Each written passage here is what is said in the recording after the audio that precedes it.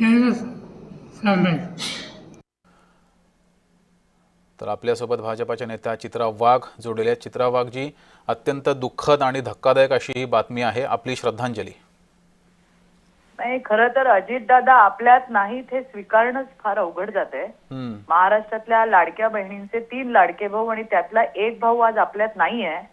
हा खूप मोठा आघात हा महाराष्ट्रावर त्या ठिकाणी झालाय आणि त्यांच्या आठवणी, कार्य, महाराष्ट्रासाठी दिलेलं योगदान कधीही विसरता येणार नाही. राजकारणापलीकडे जाऊन एक कर्तव्यदक्ष, शिस्तप्रिय आणि प्रामाणिक व्यक्तिमत्व हरवल्याची एक फार मोठी पोकळी निर्माण झाली आहे. म्हणजे परवाच त्यांच्या कार्यालयातनं मला फोन आलेला आणि मला माझ्या वाढदिवसाची तारीख त्यांनी कन्फर्म केली आणि मला त्यांनी सांगितलं की दादा तुम्हाला फोन करणार आहेत. म्हणजे हे आज सकाळी मी हे ऐकल्यावरती इतका जीवाला चटका लागला.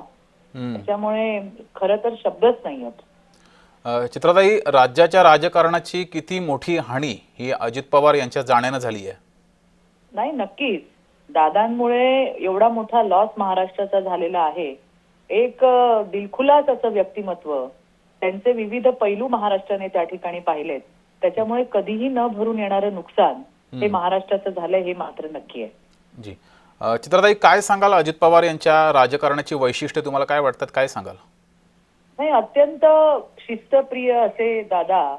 कधीही कुठलं काम, म्हणजे सगळ्यांनाच माहितीये की होणारं काम असेल तर हो म्हणणं, काम होणार नसेल तर स्पष्ट बोलणं, स्पष्ट वक्तेपणा हा त्यांचा बऱ्याच, म्हणजे त्यावेळेला राग यायचा लोकांना, परंतु नंतर खरं जाऊन जे आहे ते लोकांसमोर मांडण्याची, स्पष्ट भूमिका मांडण्याची त्यांची हातोटी होती.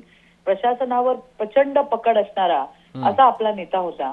दादांबद्दल बोलावं तितकं कमी आहे, परंतु आज हे मन स्वीकारायला तयार होत नाहीये.